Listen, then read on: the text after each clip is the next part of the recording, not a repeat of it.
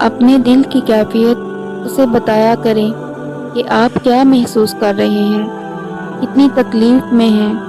آپ یقین کریں وہ بہت پیار سے سنے گا۔ اس کے سامنے رو لینے سے ہی آپ کے دل میں سکون اترے گا۔ بے شک وہ دلوں کا ہمراز ہے۔ دنیا میں عام بے آرامی اس لیے ہے کہ روح کو آخرت کے متوقع آرام کا احساس ہوتا ہے۔ کامیاب لوگ اپنے فیصلوں سے دنیا بدل دیتے ہیں اور کمزور لوگ دنیا کے ڈر سے اپنے فیصلے بدل دیتے ہیں۔ جس نے سکھ میں شکر ادا کیا اس نے دکھ میں رب کو بہت قریب پایا۔ جو کسی کا برا نہیں چاہتے ان کے ساتھ کوئی برا نہیں کر سکتا، یہ میرے رب کا وعدہ ہے۔ تمہارے نفس کی تربیت کے لیے اتنا ہی کافی ہے کہ تم ان چیزوں سے دوری اختیار کرو جو تمہیں دوسروں میں بری لگتی ہیں۔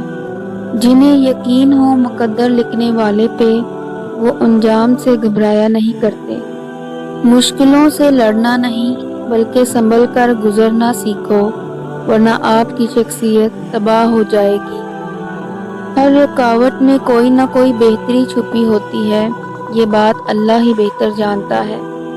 منزلیں ہمیشہ ان کو ہی ملتی ہیں جو منزلوں کو تلاش کرتے ہیں۔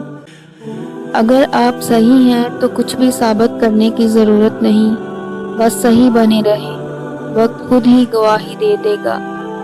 ہمیشہ الحمدللہ کہیں اور یاد رکھیں آپ کی زندگی ہزاروں لوگوں سے بہتر ہے۔ پریشانیاں تو آتی جاتی ہیں اور آتی جاتی رہیں گی، تم بس اللہ سے امید مت ہارنا۔ زندگی جن زخموں سے بھری پڑی ہے ان زخموں کا علاج صرف سجدے میں موجود ہے۔ جیتتے وہ نہیں جو کبھی ناکام نہ ہوئے ہوں، جیتتے تو وہ ہیں جو کبھی کوشش کرنا نہیں چھوڑتے۔ کبھی بھی کسی کو نیچی نظر سے مت دیکھو، کیونکہ تمہاری جو حیثیت ہے یہ تمہاری قابلیت نہیں بلکہ اللہ کا تم پہ کرم ہے۔